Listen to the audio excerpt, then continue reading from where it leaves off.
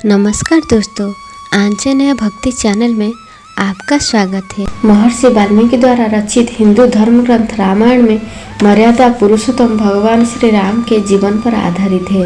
रामायण में उनकी पत्नी माता सीता, भाई लक्ष्मण, पवन पुत्र हनुमान आदि जैसे कई बेहद महत्वपूर्ण चरित्रों का गुणगान है, लेकिन इसके साथ ही आसुरी शक्तियों के सम्राट लंकापति रावण, जिसका वध करने के लिए ही स्वयं भगवान विष्णु ने धरती पर मानव रूप में अवतार लिया था, साथ साथ अन्य भी बहुत सी दुष्ट ताकतों का उल्लेख मिलता है। रामायण में उल्लेख मिलता है कि रावण के पुत्र का नाम मेघनाद था, उसका एक नाम इंद्रजित भी था। दोनों नाम उसके बहादुरी के लिए रखे गए थे। इंद्र पर जीत हासिल करने के उपरांत मेघनाद इंद्रजित कहलाया और मेघनाद का नाम मेघनाद मेघों की आड़ में युद्ध करने के कारण पड़ा। रावण का पुत्र मेघनाद एक ऐसी दुष्ट शक्ति था जिसका वध भगवान राम के भ्राता लक्ष्मण के हाथों हुआ था, लेकिन मृत्यु हो जाने के बाद अचानक कुछ ऐसा हुआ कि मेघनाद का कटा सिर अचानक हंसने लगा। आइए जानते हैं आखिर क्यों श्री राम, लक्ष्मण, हनुमान जी और पूरी वानर सेना के सामने मेघनाद का कटा सिर जोर जोर से हंसने लगा। रावण का पुत्र मेघनाद एक दुष्ट शक्ति था। जब रावण द्वारा मेघनाद को श्री राम और लक्ष्मण को मारने भेजा तो युद्ध के दौरान उसके बहुत सारे प्रयत्न विफल रहे और इसी युद्ध में लक्ष्मण जी ने अपने घातक बाणों से मेघनाद का धड़ उसके सिर से अलग कर उसे मार गिराया था। उसका सिर श्री राम के आगे रखा गया। उसे वानर और रीछ देखने लगे। तब श्री राम ने कहा, इसके सिर को संभाल कर रखो। दरअसल श्री राम मेघनाद की मृत्यु की सूचना मेघनाद की पत्नी सुलोचना को देना चाहते थे। उन्होंने मेघनाद की एक भुजा को बाण के द्वारा मेघनाद के महल में पहुंचा दिया। वह भुजा जब मेघनाद की पत्नी सुलोचना ने देखी तो उसे विश्वास नहीं हुआ कि उसके पति की मृत्यु हो चुकी है। उसने भुजा से कहा, अगर तुम वास्तव में मेरे स्वामी की भुजा हो तो मेरी दुविधा को लिखकर दूर करो। सुलोचना के इतना कहते ही भुजा हरकत करने लगी। तब एक सेविका ने उस भुजा के हाथ में खड़िया लाकर रख दी। उस कटे हुए हाथ ने आंगन में लक्ष्मण जी के प्रशंसा के शब्द लिख दिए।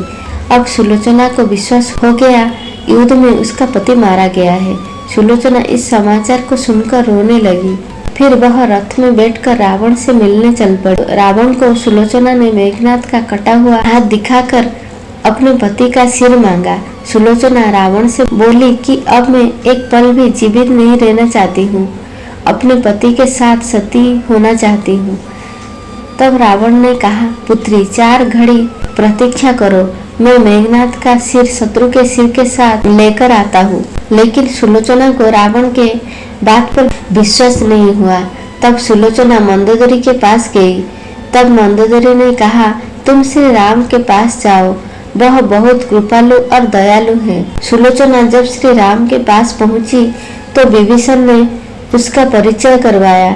सुलोचना ने श्री राम से कहा, हे राम, मैं आपकी शरण में आई हूँ, मेरे पति का सिर मुझे लौटा दे ताकि मैं सती हो सकूं। श्री राम सुलोचना की दशा देखकर दुखी हो गए। उन्होंने कहा कि मैं तुम्हारे पति को अभी जीवित कर देता हूँ। इस बीच उसने अपने आप बीती भी सुनाई।